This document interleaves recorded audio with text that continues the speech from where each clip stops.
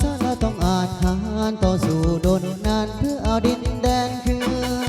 เสียงห้องของพวกเขาถ้ากันโฮมเขาได้หน่วยลาวอิสลามรัฐบาลต่อต้านเป็นผู้นำพารัฐบาลต่อต้านเป็นผู้นำพาเอาสายสนะต้องอยู่ในกำมือเอาสายสนะต้องอยู่ในกำมือผู้ศาสละต้องอาจหาต่อสู้โดนนัดเพื่อเอาดินแดนคืนเสียงห้องของพวกเขาพากันโฮมเขาเน่าในลาวอิสลามรัฐบาลต่อต้านเป็นผู้นำพารัฐบา